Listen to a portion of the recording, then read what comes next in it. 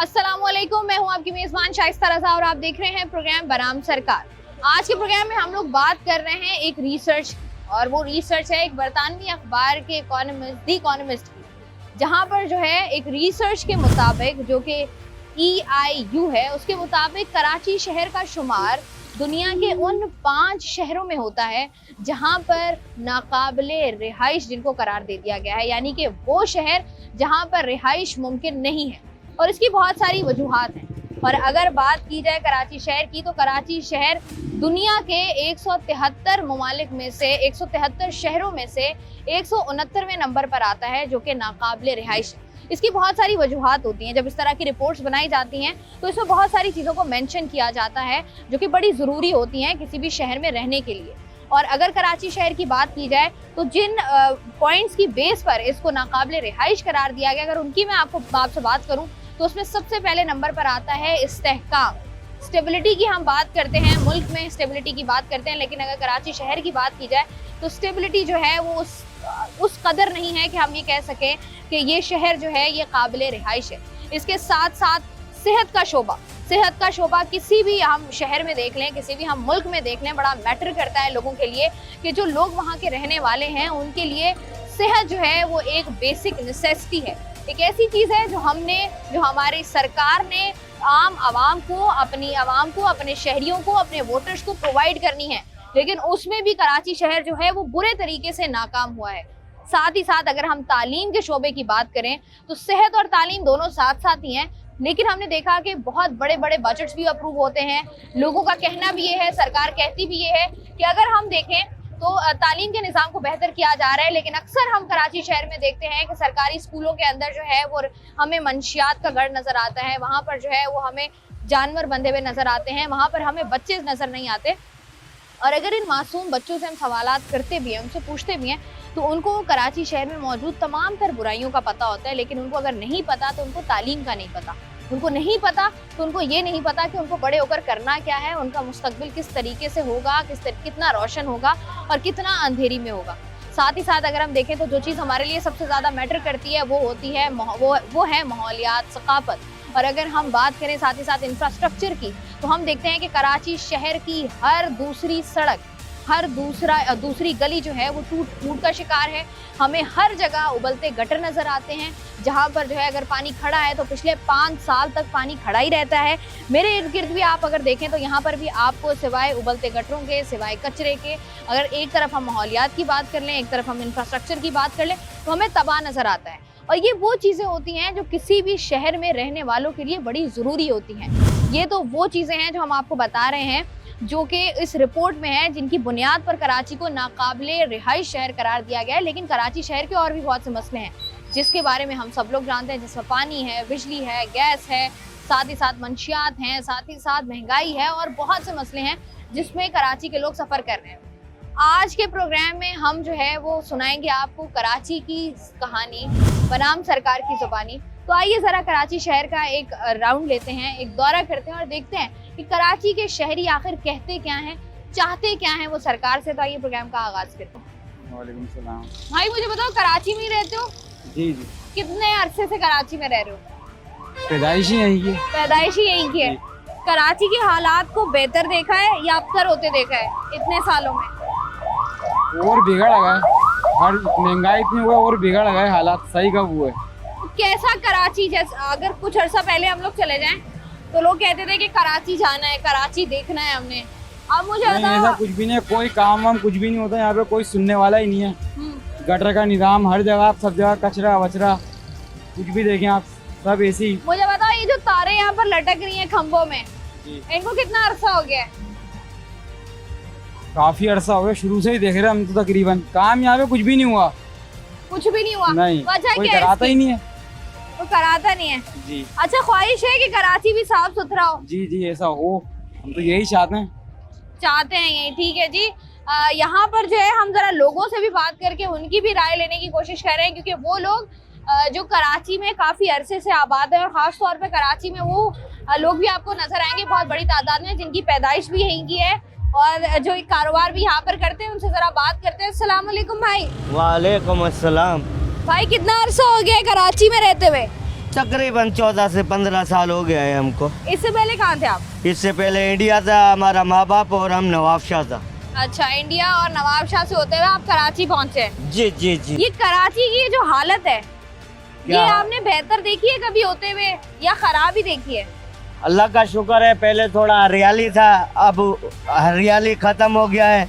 हरियाली के बाद जो ना उजड़ गया है, चमन बन गया उजड़ा हुआ।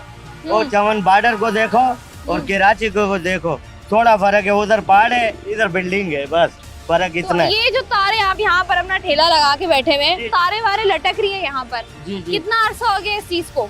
इस चीज को बाहर मुल्क में देखो और इधर देखो, पता लग जाएगा अरसे का भी और दिनों का भी। बाहर मुल्क में ऐसा तार होवे तो जन्म बन जाएगा। ये पाकिस्तान है हमारा, इस्लामी मुल्क है, उसका हालत देखो ना, चारों तरफ जिधर से इंसान गुजरेगा उधर ही मौत है। और क्या है, इधर भी मौत है। रोटी महंगा, आटा महंगा, दूध महंगा। कारोबार करना इस शहर में कितना मुश्किल है? बहुत आसान है। आसान है? पैसे वैसे देते हैं यहाँ पर खड़े होने के? नहीं, अल्लाह खैर करे, पैसा हम क्यों देगा। तो कारोबार करने के लिए जो लोग पहले दौर में आया करते थे कराची, अब जी, आपको लगता है कि कराची का रुख करते हैं लोग? जो बिल्कुल उधर भूख मर रहा है तो वो कराची आके अपने समंदर में डूब के मर जाता है, इसलिए कि अल्लाह ताला उसकी आसानी है करीब कर देता है। ठीक है जी, चंद और लोगों से बात करते हैं। अस्सलाम वालेकुम। वालेकुम सलाम। कहाँ भाग रहे हैं? नहीं, हम कहीं नहीं भाग रहे। कितना अरसा हो गया कराची में रहते हुए भाई? मेरे को 25 साल हो 25 साल हो जी, गए जी। हैं। 25 सालों में कराची में क्या बदला हुआ है? कुछ भी नहीं बदला, महंगाई और क्या बदला हुआ, इंसानियत खत्म हो गई है। एक दूसरे के दुश्मन लगे पड़े, क्या कर सकते हैं। कोई महंगाई उन्होंने पूरा कर रखा है, मकानों के किराए इतने हैं, लाइटों के बिल इतने, आदमी कहाँ जावे। आप मुझे बताएं अपनी जुबानी के फरंगी में क्या क्या मसाइल हैं? दिल्ली में क्या मसाइल है, परेशानी है, गुर्बत है, ये हालात हैं, हर आदमी परेशान है। ना लाइट होती, ना गैस होता, ना ये महंगाई इतनी है, ना आदमी खा सकता, ना बिजली, बहुत महंगाई है। यहाँ 2 रुपये किराए पे गिरते हैं, 20 रुपये चढ़ा देते हैं लोग।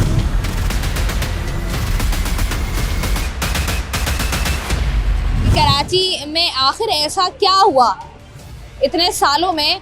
आखिर ऐसा क्या हो गया कराची में कि कराची का शुमार उन शहरों में होने लगा है जो कि काबिल रिहाइश भी नहीं रहे? कराची इतना क्राउडेड हो गया है।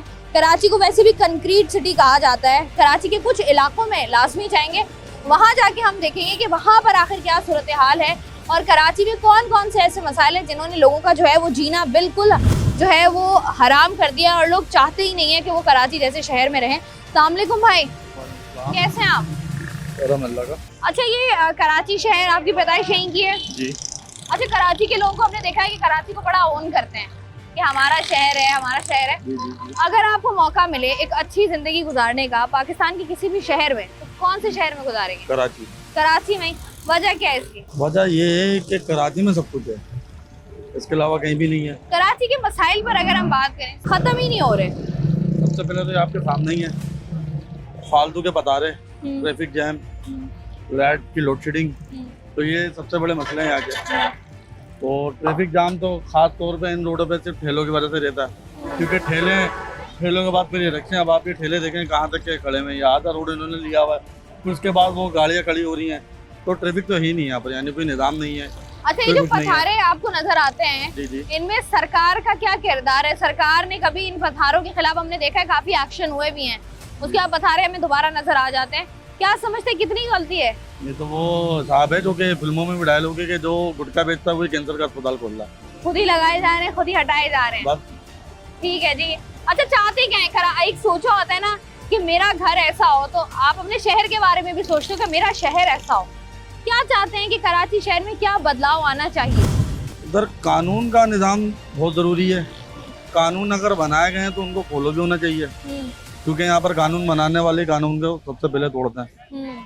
और जब कानून बनाए गए हैं तो कानून को फॉलो भी करना है और कानून को फॉलो करवाना भी है, तो ये सबसे बड़ा ज़रूरी है। अब ये हैं, चलें गरीब आवाम है, इनको एक जगह दे दी जाए कारोबार की, कि भाई ये कारोबार की जगह आप अपना कारोबार यहाँ करें, चलें नहीं कर सकते लोग। अच्छा, मुझे बताएं, कराची के इतने कराची शहर में अगर हम बात करें, बहुत सारे सरकारी इदारे जो है वो काम कर रहे हैं अपना। जी जी।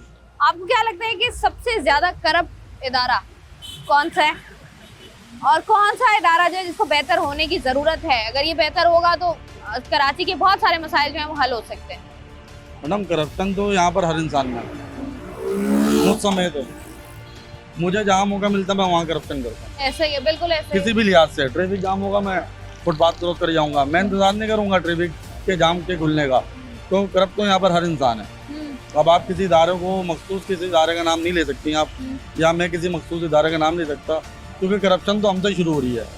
तो कौन सा इदारा आपको लगता है बेहतर काम करे? सरकार का तो काम बेहतर हो सकता है कराची का? आवाम समेत सारे इदारों को काम करने की जरूरत है। तमाम के तमाम इदारे जब तक काम बेहतर नहीं करेंगे तब तक जो है वो कराची ऐसे ही जो है वो बेयारो मददगार कराची को छोड़ा गया है। कराची शहर के बारे में ऐसा कहा जाता है, अक्सर हमने देखा होगा कि सोशल मीडिया पर भी लोग डिबेट करते हुए नजर आते हैं। स्पेशली बात होती है कराची, लाहौर और इस्लामाबाद की, और हमेशा डिफरेंट मीम्स भी बनती हैं और हमेशा ये कहा जाता है कि भाई कराची के पास सिवाय समंदर के है क्या। तो ये वो चीज़ें होती हैं आके जब आप किसी शहर में रह रहे हो और वो भी पाकिस्तान का सबसे बड़ा शहर हो और वहाँ पर आपको बेसिक ज़रूरियात ना मिले, वहाँ पर आपको आपकी ज़िंदगी को इस कदर तंग कर दिया जाए कि ना आपको घर के अंदर सुकून है क्योंकि घर में बिजली नहीं है, घर के बाहर आपको सुकून नहीं है क्योंकि घर के बाहर स्ट्रीट क्राइम है, बाहर निकलते हो आप ट्रैफिक जाम में फंस जाते हो, पानी, बिजली, गैस, गटर, कोई ऐसा मसला कराची शहर का नहीं है जो कि आज तक मसला खड़ा हुआ हो और उसके बाद वो हल हो गया हो। जरा आगे बढ़ते हैं, कराची शहर के मुख्तलिफ इलाकों में मजीद चलते हैं, वहाँ जाके देखते हैं कि आखिर सूरत हाल है क्या और आवाम जो है वो कराची की वो क्या चाहती है, क्या वो कराची शहर से खुश हैं या नहीं। कराची शहर की अगर बात की जाए तो कराची शहर की जितनी बड़ी आबादी है और हम लोग बड़ा फ्लेक्स करते हुए नज़र आते हैं कि कराची शहर की अगर बात की जाए तो बहुत ही फैला हुआ शहर है, बहुत बड़ा शहर है। और कराची शहर का जो सबसे बड़ा मसला है वो है इंफ्रास्ट्रक्चर का। अगर हम देखें कराची की सड़कें, इस वक्त भी मैं कराची के इलाके लियारी में मौजूद हूँ और लियारी की ये जो सड़क है और यहाँ से जो गुजरती हुई बाइकें और रिक्शाज आपको नज़र आ रहे हैं वो आपको इस बात की गवाही दे रहे हैं कि कराची की सड़कों पर चलना इतना आसान नहीं है जितना नज़र आता है। अस्सलाम वालेकुम सर। वालेकुम सलाम। ये जो कराची की रोड्स का मसला है, मुझे बताएं कब शुरू हुआ, कब ख़त्म होगा, ठीक होगा, नहीं होगा? ये तो हुकूमतें बदलती रहती हैं, आती रहती हैं, जाती रहती हैं, कोई काम कराता है, कोई नहीं कराता है, कोई काम करा जाता है, कोई नहीं कराता है। अब ये वहाँ से वहाँ तक टुकड़ा बनाया है, ये टुकड़ा रह गया, ये टुकड़ा पता नहीं अब कब बनाते हैं, ये इनकी मर्जी है। बाकी हुकूमतें तब्दील होने से आस्ते आस्ते काम होते हैं, थोड़ा बहुत बनता है। अच्छा, कराची शहर जो है कहा ही जाता है कि कराची जो है वो नाकाबिले रिहाइश शहर बन चुका है, मतलब यहाँ पर लोग रह नहीं सकते सुकून से। क्या समझते हैं आप, कराची के शहरी हैं, किस हद तक सच्चाई है, क्या कहाँ कहाँ पर कमियाँ हैं कराची शहर में? बात तो आपकी दुरुस्त है, हालात कुछ महंगाई ने और कुछ बिजली के बिलों ने लोगों का जीना हराम कर दिया है।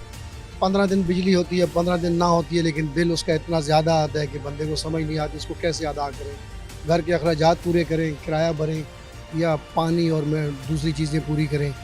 तो महंगाई की वजह से लोग यहाँ से तंग हैं, अब तकरीबन लोग निकल रहे हैं। ये जो कराची शहर की टूटी फूटी सड़कें हैं, ये बताओ कब से टूटी हुई हैं, कब बनेंगी है? ये तो हम बचपन से देख रहे हैं, मैं पैदा यहाँ हूँ, 22 साल से देख रहा हूँ, अब आपको और क्या बताऊँ। अगर मौका मिले कराची से बाहर जाने का तो जाओगे? बिल्कुल जाएंगे, पहली फुर्सत में? हाँ बिल्कुल, तंग है हम तो यहाँ से, पर मजबूरी में रह रहे हैं। तो बताओ, ये कराची के जो मसाइल हैं, कराची में जो तालीम को अगर हम देखें, तालीम का शोबा हो गया, सेहत का शोबा हो गया, ये हम देखते हैं कि अस्पतालों के बाहर भी रश लगा हुआ है, तालीम का निज़ाम बिल्कुल दरम बरम। अभी पिछले दिनों एग्ज़ाम्स हमने देखे 9 मैट्रिक के, खुली चिटिंग हुई। बताओ कहाँ लगता है कि कराची, हम कैसा कराची तुमने सोचा था, कैसा कराची चाहते हो? कराची को ऐसा होना चाहिए। कराची तो हमने जो सोचा था वो है ही नहीं, जो हमने मतलब बचपन में पढ़ा और समझा वो चीज़ हमें नहीं मिली। क्या चाहते हो, क्या बदलना चाहिए सबसे पहले कराची का? पहले तो महंगाई कम होनी चाहिए, हमें लाइट मिलनी चाहिए, पानी मिलना चाहिए। हमें अभी आज 4 दिन से इस इलाके में रात को लाइट नहीं है, कोई हमें पूछने वाला नहीं है। सरकार आती है, सरकारी नुमाइंदे आते हैं, कोई भी नहीं, कोई भी नहीं। उम्मीद है कि कराची बेहतर होगा, इंशाल्लाह हो जाए तो अच्छी बात है। 22 सालों में नहीं हुआ, आगे लगता है बेहतर होगा। कोई ना कोई तो उठेगा इंशाल्लाह। पसीने में शराबूर हो या पानी में वुज़ू शुज़ू किए? नहीं, पसीने वजू कहाँ किया है? पसीना है ये? तो ये मुझे बताओ कि कराची शहर, लोग कहते हैं कि नाकाबिले रिहाइश है। बिल्कुल, ना बिजली है ना गैस है, वो बोलते हैं ना चांद वाला हिसाब है, चांद में ही ना बिजली है ना गैस है ना पानी है। वही हमारे कराची शहर में भी वही हिसाब है, ना पानी है ना बिजली है ना गैस है। लोड शेडिंग सुबह 6 बजे जाती है, फिर 11 बजे आती है, दोपहर को जाती है, रात को 2-2 3-3 टाइम जाती है, 2-2 3-3 घंटे। और जब बिजली के बिल देखो तो बंदा बोलते अपने गुर्दे बेचें या घर के जेवरात बेच के हम बिल अदा करें, अपना खर्चा पूरा करें। तो अगर ये पानी, बिजली, गैस, कराची का वो मसला है जो हम अरसे दराज से सुनते आ रहे हैं, मतलब लोग इस कदर बिलबिला गए हैं, लोगों ने एहतजाज करके भी देख लिया, लोगों ने तोड़ फोड़ करके भी देख ली, लोगों ने ऐवानों तक अपनी चीखों पुकार पहुंचा के भी देख ली, लेकिन कोई भी जो है वो नतीजा उनको नहीं मिला है जिनसे वो ये कहें कि जिनसे आवाम हम कहें कि मुतमईन है। अगर हम कराची की सड़कों की बात करें, कराची के इंफ्रास्ट्रक्चर की बात करें, तो मुझे बताएं ये टूटी फूटी सड़कें, ये कराची का जो हाल है, ये आपको क्या लगता है कब बेहतर होगा? ये हम तो जब से होश संभाला कराची की सड़कों का यही हाल हम देख रहे हैं। बारिश हो जाए तो हम यहाँ से मस्जिद सामने, मस्जिद के अंदर हम नहीं दाखिल हो सकते, इतना पानी जमा हुआ होता है। चाहे केएमसी वाले, चाहे वाटर बोर्ड वाले, चाहे कोई भी महकमा ले लूँ, सब माल खोर हैं। हालांकि अभी मस्जिद सामने ना बारिश अगर होगी खुदा खासा मस्जिद में जाने का रास्ता नहीं मिलेगा आपको। 25-20 साल से मैं पानी भर रहा हूँ, वाटर पंप खड़ा था, पंप से पानी लेके आ रहा हूँ, सब जानते हैं मुझे रोज पानी लेके आना, ना पानी मिलता है, ना गैस मिलता है, ना बिजली का क्या है।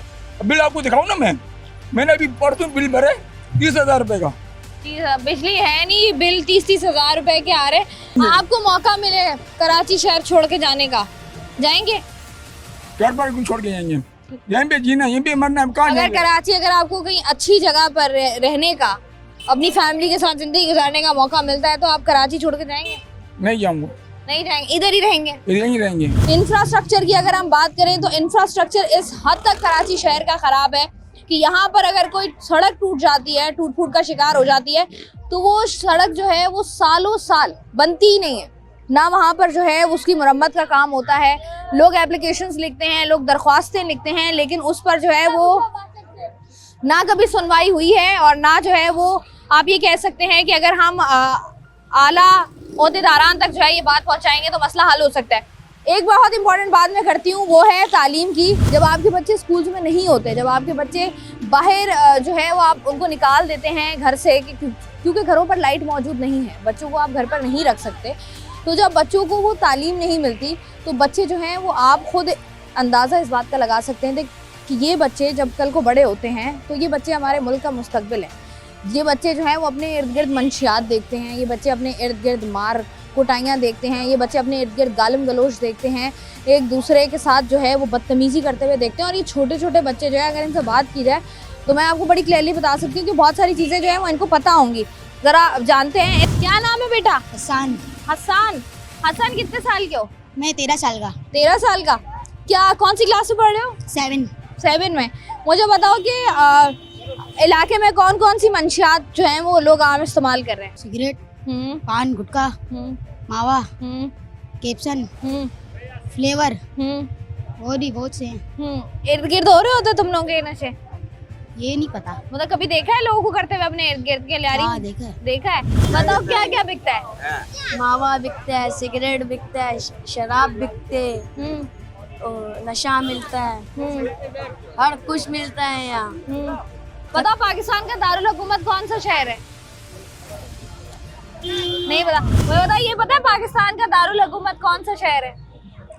ये नहीं पता। ये नहीं पता बच्चों को। क्यों? क्योंकि कराची शहर की जब हम बात करते हैं तो यहाँ पर जब हम ये कहते हैं ना कि तालीम का निज़ाम जो है वो बिल्कुल ख़त्म हो चुका है, ये जो छोटे छोटे बच्चे जो हमारे मुस्तकबिल के मेहमान हैं, जिनको हम बड़े बड़े दावे करते हैं, वोट लेने से पहले बड़े बड़े जो है वो वादे करते हैं यहाँ पर आके कि हम जो है वो तालीम के निज़ाम को बेहतर करेंगे, ये वो छोटे छोटे बच्चे हैं जिनको ये तो पता है कि कौन कौन से नशे हैं, किस किस किस्म के नशे यहाँ पर मिलते हैं, लेकिन उनको ये नहीं पता कि पाकिस्तान का दारुल हुकूमत कौन सा है। तो बहुत बड़ा सवाल निशान होता है सरकार पर कि किस तरीके से जो है वो इन मासूम जहनों को जो है वो इस कदर ख़राब किया जा रहा है कि तालीम से ये कोसों दूर है, लेकिन तमाम तर माशरे की बुराइयां जो है वो इनको पता है। सर मुझे बताएं, लियारी में कितने अरसे से रह रहे हैं आप? हमारी पैदाइश इधर की है, 60 साल माशाल्लाह उम्र हो रही है। माशाल्लाह जी।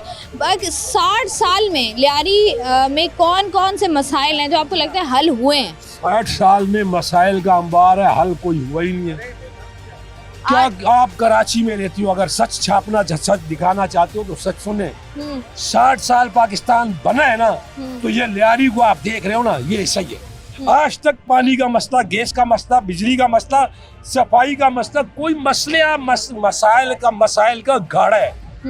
मसाइल का गढ़ है। सुबह 6 बजे से बिजली ले लेते हैं, 24-24 घंटा कोई परेशानी हाल नहीं है। क्या हम इस मुल्क के शहरी नहीं है? इंसान की जिंदगी इस वक्त माजरत के साथ हम मेरी बहनों से बदतर हो गई है। जब हमारी माँ बहनें रात को बिजली नहीं होता है, जो हवा 3 दिन पहले से हवा रोडों पे सोती थी, आपको पता है ये बच्चे सोते नहीं थे, घर के फर्श गर्म होते थे, बच्चा नहीं सोता था। पानी के लिए जाओ तो पानी नहीं होता था। ये हमें दिया 60 साल में। क्या हम पाकिस्तान के शहरी नहीं है? या हमारा हक नहीं है? क्यों? या हम पसमानदा इलाके से ताल्लुक रखते हैं?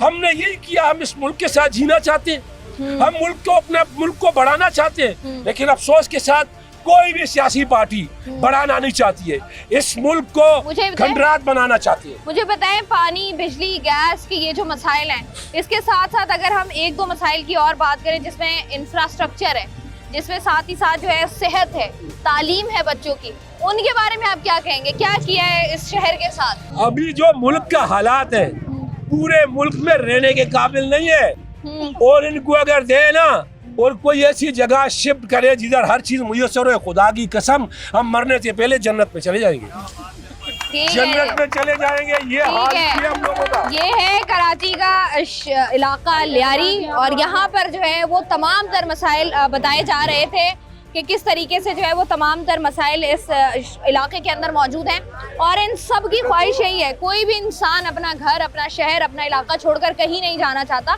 हर इंसान ये चाहता है कि उसके शहर में, उसके इलाके में जो है वो तमाम तर उसको एटलीस्ट बुनियादी सहूलियात दी जाएं। और ये जो हम बात कर रहे हैं आज के प्रोग्राम में कि किस तरीके से जो है वो कराची का शुमार उन शहरों में होने लग गया है जहाँ पर जो है वो रिहाइश नाकाबिले रिहाइश इलाके बन गए हैं, या नाकाबिले रिहाइश शहर बन गया है। तो कराची जो है वो उस फहरिस्त में शामिल हो गया है। इसकी वजूहात पर आज हम बात करें, और वजूहात जो है वो हम आपको नहीं बताएंगे, वजूहात कराची में रहने वाला हर शहरी आपको बताएगा, ताकि सरकार ये बात सुने और सरकार को पता हो कि ये जो नाकाबिले रिहाइश शहर आपने बना दिया, ये वो शहर था जहाँ पर लोग आकर रहना चाहते थे। लोग अपनी नौकरियों के लिए, अपने रोजगार के लिए लोग आते थे, लोग अपने बच्चों की तालीम के लिए यहाँ पर आया करते थे कि कराची शहर जो है एक बेहतरीन शहर है। अगर कराची शहर में हमारे बच्चे पढ़ेंगे या हम कराची शहर में नौकरी करेंगे तो हम अपने बच्चों को जो है वो बेहतर मुस्तकबिल दे सकते हैं। प्रोग्राम में आज हम लोग बात कर रहे हैं उन वजूहात की, जिन वजूहात की बिना पर कराची शहर को जो है वो नाकाबिले रिहाइश करार दिया गया है। वैसे तो कराची के शहरी बहुत अच्छे तरीके से जानते हैं कि वो क्या वजूहात हैं, लेकिन हमने सोचा कि क्यों ना बनाम सरकार के थ्रू आप लोगों को भी दिखाया जाए और आप लोगों को भी ज़रा कहानी सुनाई जाए शहर कराची की, कि किस तरीके से शहर कराची को जो है वो बर्बाद किया गया, किस तरीके से कराची शहर को जो है वो नाकाबिले रिहाइश बनाया गया, और ये एक ही दिन में या एक ही रात में जो है वो नहीं हुआ। यहाँ पर अगर आप लोग देखें, इंफ्रास्ट्रक्चर की हम लोग बात कर रहे हैं, ये रहा इंफ्रास्ट्रक्चर कराची शहर का, और तालीम की बात करें तो ये रहा हमारा तालीमी जो शोबा है, बिल्कुल आमने सामने। अब यहाँ पर पढ़ने वाले बच्चों की अगर हम बात करें तो ये जो इंफ्रास्ट्रक्चर है, ये जो उबलते गटर हैं, ये जो है वो 1 दिन 2 दिन हफ्ता महीने की कहानी नहीं है। ये जब हम इलाका मकीनों से बात कर रहे थे, आप लोगों के साथ भी बात करेंगे कि ये जो है अरसे दराज से यहाँ पर गटर उबल रहे हैं। अभी तो ये वो इलाके या ये जो गटर अब उबल रहे हैं, ये वो मसला है जहाँ पर हम लोग देख रहे हैं कि अभी बारिश नहीं हुई है इलाके में। जब इलाके में बारिश होगी तो क्या सूरत हाल होगी। यहाँ के लोगों से बात करते हैं। हम ले जा रहे हैं, पानी नहीं होता है हमारे इलाके में। हम 4 गैलन डेली के 5 गैलन, ये छोटे छोटे बच्चे, हमारे इलाके का बहुत बुरा हालत है। सीवरेज निज़ाम हो, चाहे सीवरेज के निज़ाम के बारे में मुझे बताइएगा। जो इंफ्रास्ट्रक्चर तबाह हुआ है, उबलते गटर, आप यहाँ पे जनाजा गाह नहीं बन सकते हैं, आप जनाजा नहीं गुजार सकते। आपको अगर मौत मैयत कब्रिस्तान तक ले जानी हो तो आपके लिए बहुत मुश्किलात पैदा होती है अपने इलाके में। कई गलियों से हमें जनाजे ले जाने पड़ते हैं यहाँ से। और ये जो साथ ही स्कूल है, यहाँ पर पढ़ने वाले बच्चे किस तरीके से यहाँ पर गुजरते हैं? अक्सर ये होता है कि कोई ना कोई बच्चा डेली की बुनियाद पे इस कीचड़ में गिरा होता है। स्कूल वालों ने काफ़ी इस चीज़ की आगे पीछे गवर्नमेंट को शिकायत की, लेकिन कोई पुरसाने हाल नहीं। कितने स्कूल में सारे आप चले जाएं, अगर आप अंदर किसी दिन स्कूल का दौरा करें तो आपको पता पड़ेगा कि अंदर स्कूल में इतनी तादाद में मच्छर, गर्मी, ये हमारे बच्चे इसी स्कूल में पढ़ते, लेकिन बहुत बुरा हालत है अंदर। ये जो पानी गटर, उबलता गटर है, ये कितने अरसे से मसला है इस इलाके का? कम से कम 2.5 से 3 साल हो गए, ये यूं का यूं पड़ा हुआ है।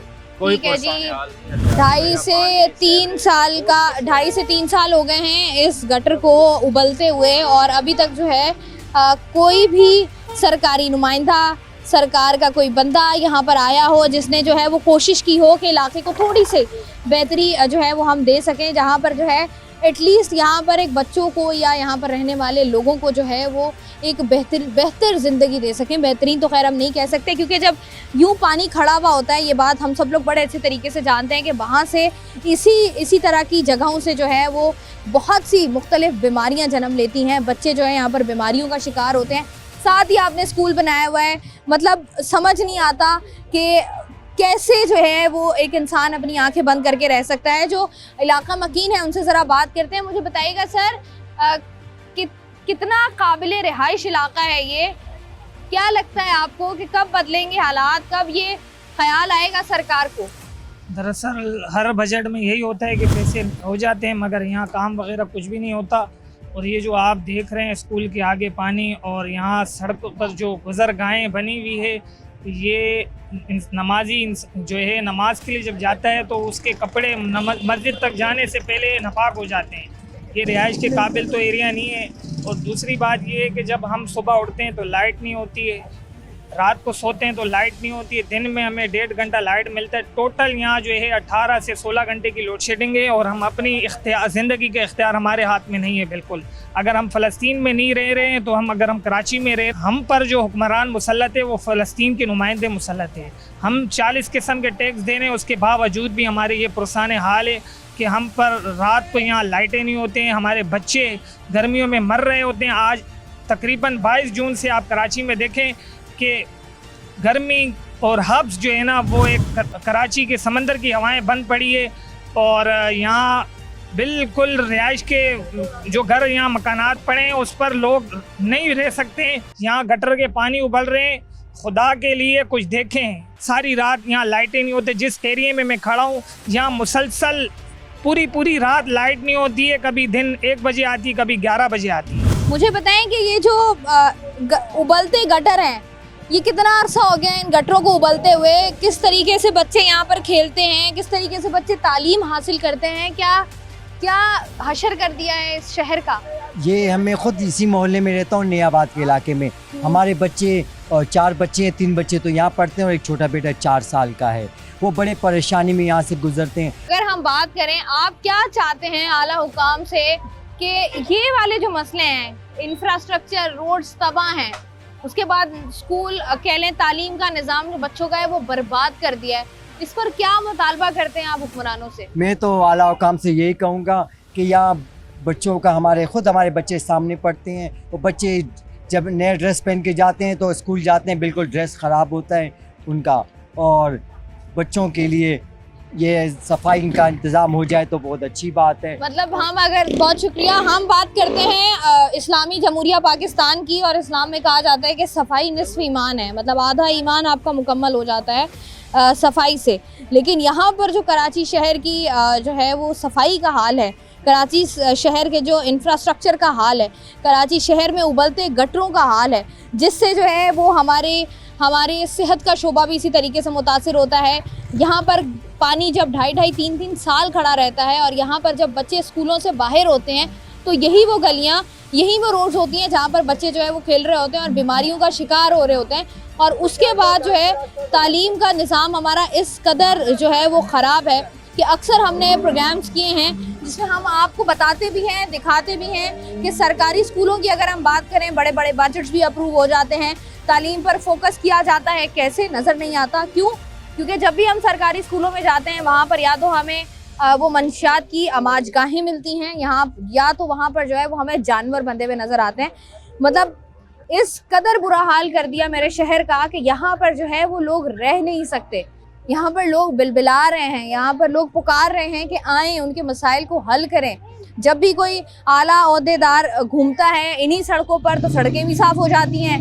यही जब लोग घूम रहे होते हैं तो पूरे की पूरे शहर जो है वो जगमगा भी जाते हैं, तमाम दर चीज़ें हो जाती हैं। लेकिन जब आम आवाम ने यहाँ पर रहना होता है तो इस तरह की जगहों पर रहना पड़ता है जहाँ पर जिस शहर की आवाम आपको ये कहे कि वो इस तरह की सड़कों से जनाजे नहीं गुजार सकते हैं, जहाँ पर लोग ये कहें कि वो इस तरह की सड़कों से गुजर कर नमाज पढ़ने नहीं जा सकते हैं, क्योंकि घर से अगर वो मस्जिद तक जाएंगे तो उनके कपड़े जो है वो नापाक हो जाते हैं, नमाज नहीं पढ़ सकते।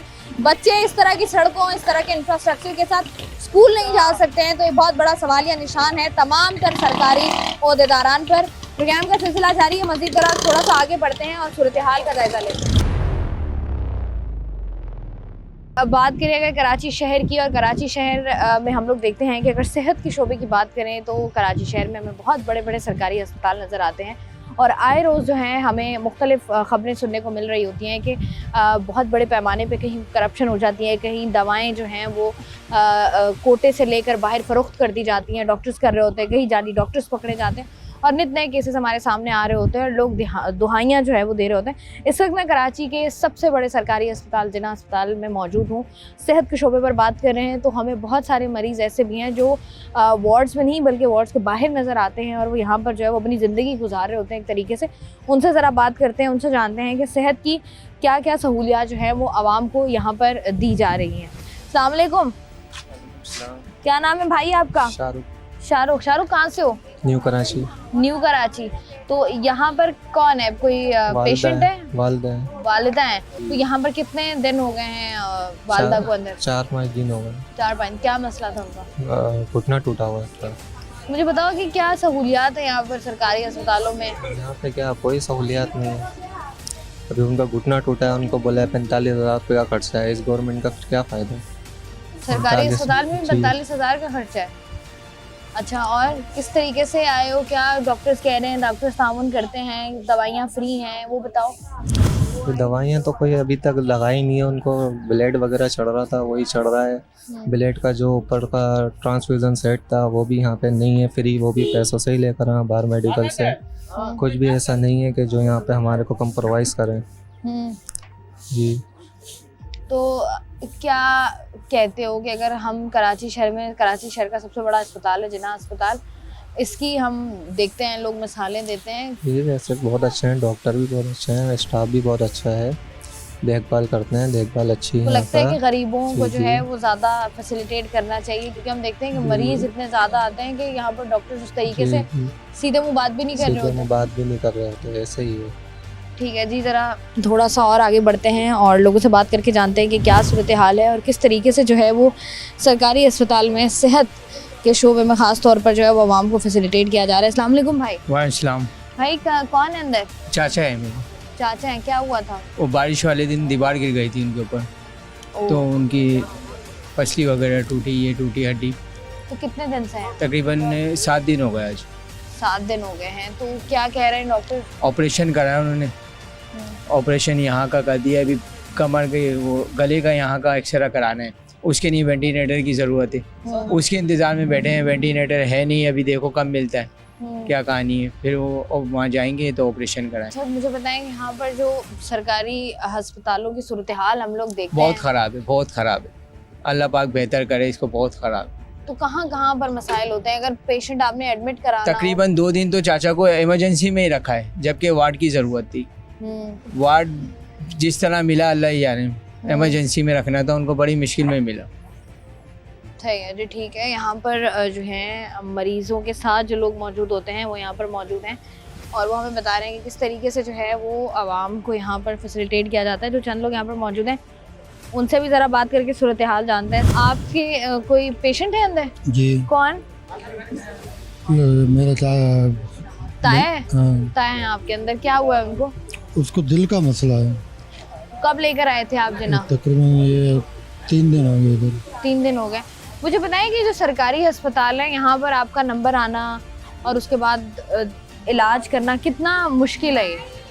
मुश्किल ही है, बस चला रहे इलाज। कल परसों हमारे उधर इमरजेंसी में रखे थे, अभी ऊपर वाला वार्ड में है इधर। तो मुझे बताइएगा सरकारी अस्पतालों की जो सूरत हाल है ये ख़राब से ख़राब तर होती जा रही है, इस पर क्या कहेंगे आप? इस पर क्या कह सकते हैं, अल्लाह इनको हिदायत दे। मेरी वाइफ की मैं जब लाया था थायराइड के ऑपरेशन के लिए, ईद के पहले दिन वो सही थी, दूसरे दिन उसकी तबीयत ख़राब हो रही थी। मैं डॉक्टरों को बार बार बोल रहा था कि भाई इनकी तबीयत ख़राब हो रही। बोले डॉक्टर हमें आप हो, 12 नंबर वार्ड वाले, चेज वाले। तो मैंने बोला ठीक है आप डॉक्टर हो, मगर वो मेरे को बता रही कि मेरी तबीयत खराब हो रही है। तो फिर उसकी वजह से दिल का अटैक पड़ा, रात को दिल की धड़कन बंद हो गई। अब उसका बोले कि दिमाग का मसला आ रहा है। अब मेरे लिए डबल परेशानी हो गई, मैं क्या कर सकता हूँ, मैं तो गरीब बंदा हूँ।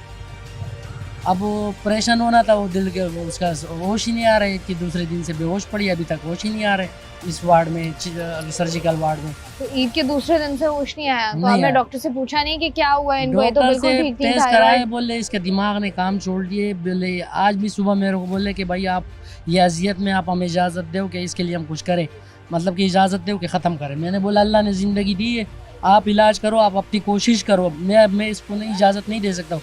जब अल्लाह ने ज़िंदगी दी तो आप इसका इलाज करो, मैं आखिरी दम तक इसका इलाज करता रहूँगा। इजाज़त किस चीज़ की दें? ऑपरेशन? मतलब कि ये अजियत में आपको इसकी दवाई हम बंद कर देते कि ये ख़त्म हो जाए, बस ये तकलीफ़ में कि इसकी तकलीफ़ ख़त्म हो जाए। तो मैं मानता हूँ तकलीफ़ में, उससे हम ज़्यादा तकलीफ़ में, मगर मैं तो ये नहीं कर सकता हूँ कि आपको इजाज़त दो। बिल्कुल मैं तो अपनी कोशिश करूँगा उसकी आखिरी सांस तक। मैंने बोला आप इलाज करो, आप मेहनत करो। बोले ठीक है हम मेहनत करेंगे। अभी मेरे को बोले कि हम ऑपरेशन करके, थायराइड का ऑपरेशन करके आपके हवाले कर देंगे, जैसे मतलब कि मुर्दा बोटी की तरफ पड़ी होगी, ना आप खिला सकते ना कुछ कर। मैंने बोला वो अल्लाह करेंगे सब, जो मसले आपके आगे है वो आप चैलेंजेस कबूल करो, आप अपना तरफ से कोशिश करो, बकाया अल्लाह जो करेगा वो हम अल्लाह पे छोड़ते हो। तो ये जो सरकारी अस्पतालों की सूरत हाल आप बता रहे हैं तो काफ़ी ख़राब है।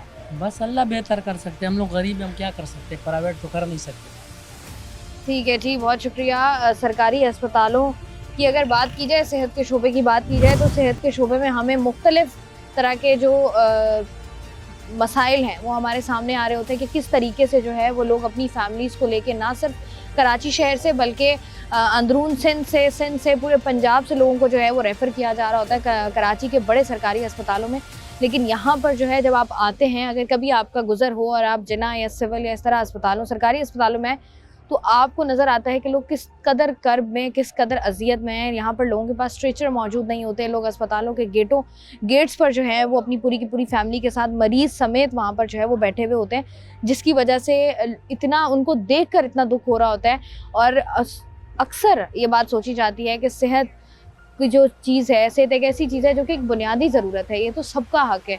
किसी भी इंसान को तकलीफ़ में आप देख कैसे सकते हो? मतलब एक मासूम जानवर भी जो है उसकी तकलीफ़ भी आपसे बर्दाश्त नहीं होती, और बजाय इसके कि पूरे का पूरा इंसान जो है वो तकलीफ़ में है और आपके सामने है और आप कुछ कर नहीं पा रहे हो। कराची शहर की अगर बात की जाए, कराची शहर पाकिस्तान पूरी दुनिया में जो है वो उन 5 ममालिक में, 5 शहरों में आता है जहाँ जिनको जो है वो नाकाबिल रिहाइश करार दे दिया गया है। और उनकी वजूहात क्या है? उनकी यही वजूहात है। आज के प्रोग्राम में हमने कोशिश की कि इनको हम कवर कर सकें, इसको हम दिखा सकें, हुक्मरानों को उनको बता सकें कि ये शोबे हैं जिनमें बेहतरी की गुंजाइश मौजूद है, जिनमें बहुत गुंजाइश है, जिनको बेहतर करने की ज़रूरत है। क्योंकि अगर ये तमाम तर चीज़ें बेहतर होंगी तो आवाम जो है वो यहाँ पर एक ज़िंदगी गुजार सकती है। अच्छी ज़िंदगी तो बहुत दूर की बात है, लेकिन एक बेहतर, अच्छी कह लें कि एक ज़िंदगी यहाँ पर जो है वो गुजारी जा सकती है। हमारा मुतालबा यही है तमाम तर आला हुकाम से कि कराची शहर पर थोड़ा सा रहम करें। कराची शहर में बहुत सारे ऐसे जो शोबाजात हैं उनको बेहतर बनाया जा सके, ताकि कराची की आवाम भी जो है वो सुख का सांस ले सके। मैं हूँ आपकी शाइस्ता रज़ा। प्रोग्राम से मुझे दें इजाज़त, अपना रखिएगा ख्याल। अल्लाह हाफ़िज़।